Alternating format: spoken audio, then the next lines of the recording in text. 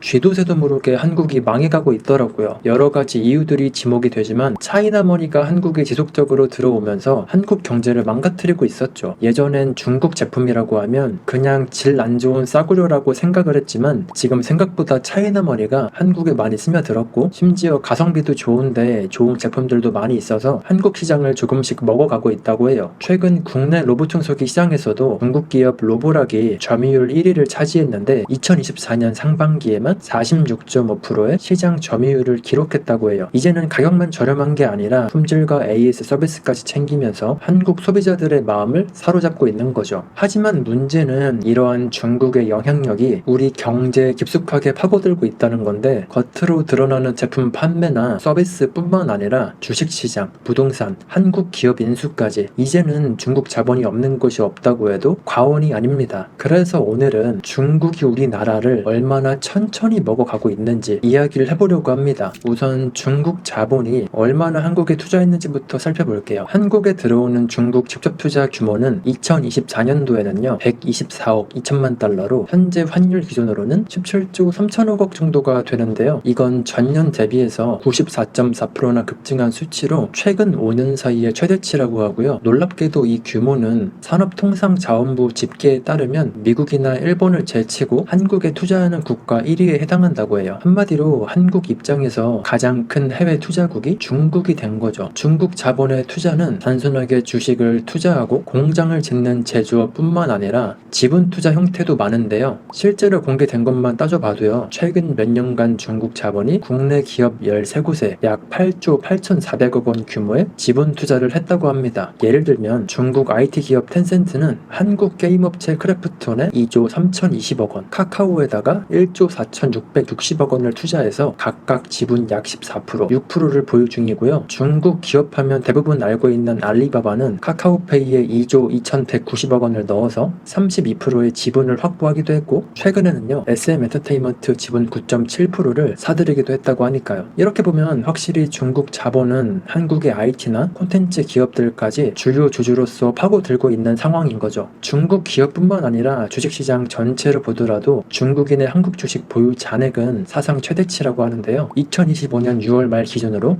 중국인들의 국내 주식 투자 잔액이 35조 1천억 원 정도로 2022년 말 21조 1천억 원에서 불과 2년 반 만에 66.4%나 증가했다고 합니다. 확실히 최근 들어서 중국 자본이 한국으로 급격하게 들어오고 있다는 걸 알 수가 있는데 국제금융센터의 분석에 따르면요. 중국 정부가 이제 해외 투자를 장려하면서 이렇게 중국 자본이 한국 주식시장에 엄청나게 들어오고 있다고 해요. 현재 중국의 상황이 안 좋다는 건 다들 알고 계시죠? 그래서 중국 안에서의 투자 환경이 부동산 경기 침체로 별로이다 보니까 돈을 가지고 있는 중국 투자자들이 한국 주식이나 한국 부동산으로 눈을 돌리고 있는 거라고 하더라고요. 안 그래도 지금 한국 경제가 안 좋은데 중국 자본이 한국에 들어오면 한국 기업한테 자금이 들어오는 거니까 어떻게 보면은 우리한테 좋은 것처럼 보일 수도 있는데 하지만 투명성 악화나 한국 기업의 핵심 기술 유출이 되는 것도 큰 문제로 지적이 되고 있죠. 특히 중국 자본이 사모펀드를 통해서 한국의 우회에서 투자할 경우에 중국인들의 자금 출처나 의도 파악이 어려워지는 것도 문제이기도 하고요. 그리고 중국의 직접적인 투자 말고도 중국 기업들의 한국 시장 진출도 현재 활발하게 진행이 되고 있는데요. 예전에는 저가 공산품들 몇 개 들어오는 수준이라 우리나라한테 별로 위협이 안 됐지만 지금은 상황이 완전히 다릅니다. 아까 말씀드렸던 로봇 청소기부터 시작해서 세계 최대 전기차 업체 중에 하나인 비아디가 작년부터 한국 시장에 본격 상륙을 선언하고 전기차 판매를 시작했다고 하고요. 지리 자동차의 프리미엄 브랜드 지커나 전기차 스타트업인 샤오펑도 우리나라에 법인을 세우고 우리나라 진출을 예고하고 있죠. 그리고 가전이나 IT 제품에서도 샤오미를 비롯한 중국 브랜드들은요 한국 소비자들한테 이미 친숙해졌는데요. 예전에는 중국산을 쓴다고 하면 싼 맛에 쓴다라는 정도였지만 이제는 디자인도 좋고 최신 기술력까지 갖추고 있어서 국산 브랜드랑 경쟁을 해도 될 정도라서 삼성이나 LG 같은 국내 대기업들이 이렇다 할 대응을 못할 정도로 요즘엔 가격 경쟁력과 품질을 모두 잡은 중국산 가전이 강세인 거죠. 그리고 알리랑 테무 같은 중국계 글로벌 쇼핑 앱들도 한국 시장을 파고들면서 2024년 기준 해외 직구 총액에서 중국산 제품 거래액이 약 3조 2,873억 원으로 미국산을 제치고 1위를 차지했다고 하는데 확실히 이런 통계를 보면 한국 사람들이 이제 중국산이라고 안 쓴다기보다는 한국 기업들이 중국 기업과 국가들과 경쟁해서 밀리고 있다는 게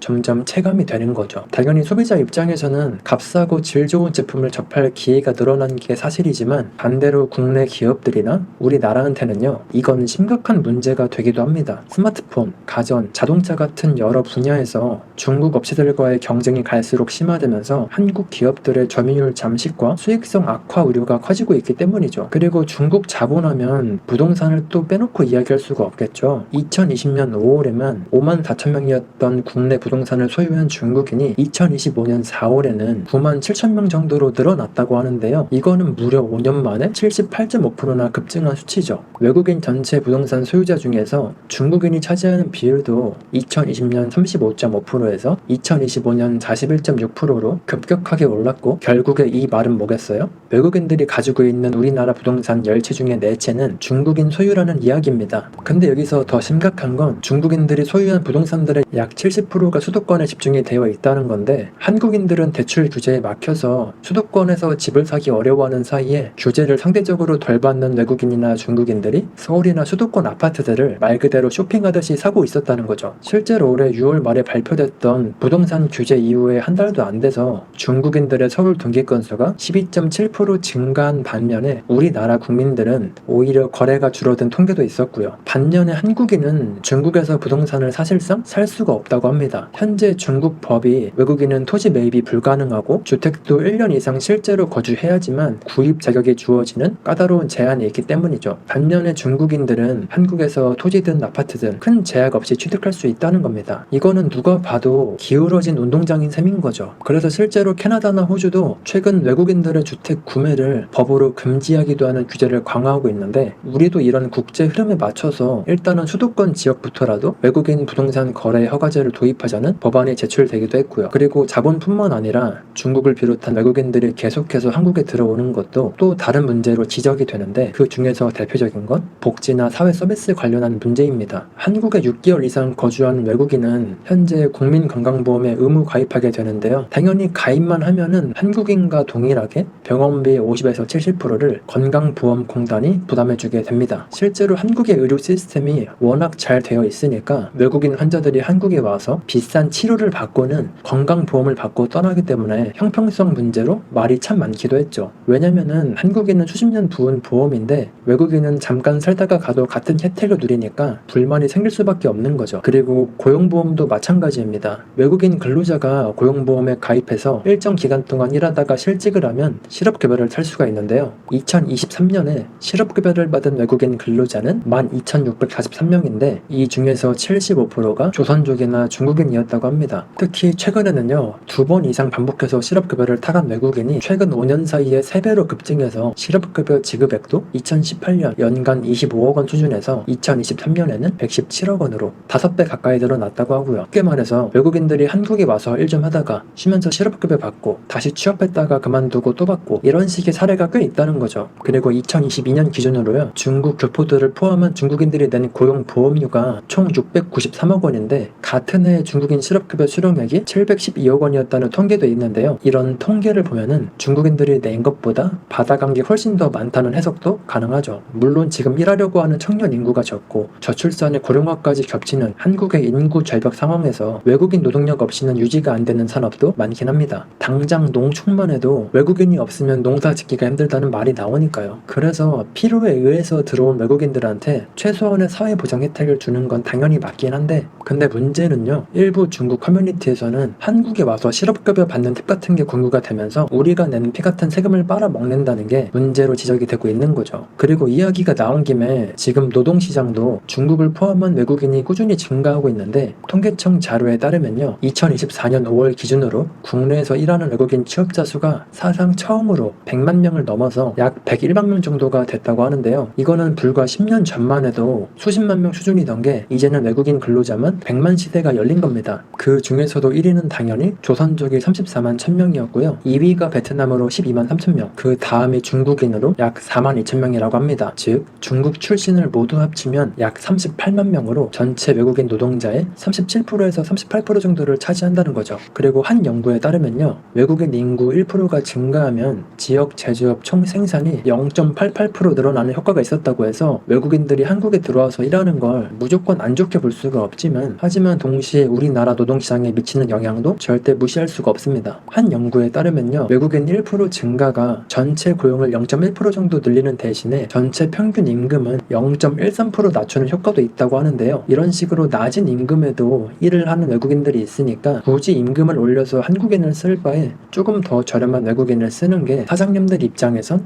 훨씬 합리적이겠죠. 통계상으로도요, 제조업 몇몇 분야에서는 외국인들이 이제 단순하게 빈자리를 메우는 수준을 넘어서 우리나라 국민들의 일자리를 치고 들어오고 있다고 하고요. 그리고 법무부에서는요, 2028년경 국내 체류 외국인이 300만 명이 넘을 거라고 하고 2030년이면 외국인 취업자들도 130만 명에서 150만 명 정도가 될 거라고 합니다. 그 중에서 절반 이상이 중국인이겠죠. 그리고 중국의 영향력은 자본이나 제품, 사람뿐만 아니라 기업 인수 합병에서도 진행되고 있기도 합니다. 특히 한국의 첨단 기술이나 해외 생산 기지를 보유한 기업들을 중국 자본들이 적극적으로 노리고 있는데, 반도체 산업의 한 전시회장에서는 중국 투자자들이 유망한 한국 중소장비 기업들한테 현재 기업 가치의 4배 가격으로 쳐줄 테니까 본인들한테 팔고 편하게 은퇴해라, 이런 식으로 제안을 많이 했다고 해요. 실제로 그 당시에 몇몇 중소기업 오너들은 이런 파격적인 매수 제안을 받기도 했다고 하고, 특히 해외 생산망을 가진 한국 기업이나 국내 기술력은 높지만 자금 압박을 받는 제조업체들이 중국 자본의 표적이 되고 있다고 해요. 아까 제가 말씀드렸던 대로 게임이나 엔터 분야에서는 텐센트와 같은 거대 기업들이 한국 기업의 투자자로 많이 들어와 있기 때문에 중국의 눈치를 항상 봐야 되고, 반도체 장비나 배터리 기술 분야에서도 인력이나 기술 유출 사례가 꾸준히 늘고 있기도 합니다. 몇 년 전에는 반도체 인재 수백 명이 중국 회사로 집단 이직을 해서 문제가 된 적도 있었고, 뭐 이런 것들 말고도 배터리 기술 빼돌림이나 OLED 기술 유출 같은 뉴스도 심심치 않게 등장을 했었죠. 특히 국가 핵심 기술이나 산업 기반과 연결된 기업들은요, 일단 중국 손에 넘어가면 기술만 가져가고 실제 생산 기지는 중국으로 이전해 버릴 확률이 아주 높죠. 그렇게 되면 한국은 중국이 돈 한 푼도 안 들이고 키워놓은 기술과 시장을 그대로 다 뺏겨버리고 한국의 산업 경쟁력은 점점 뒤처지게 되겠죠. 그래서 중국의 높은 값을 부르더라도 전략적으로 한국한테 중요한 기업이라면 정부 차원에서 인수를 막거나 아니면 최소한 지분의 일부 정도는 한국에 남겨두도록 어느 정도의 조치는 필요하지 않나 싶어요. 어쨌든 지금까지 살펴본 것처럼 중국 자본의 한국 침투는 도저히 무시하지 못할 수준이 됐죠. 이런 추세가 계속해서 지속이 된다면 한국은 더 이상 예전과 같은 한국이 아닐 거라고 생각합니다. 우선 우리나라 경제 측면에서 보면요, 한국 경제의 핵심 동력인 반도체,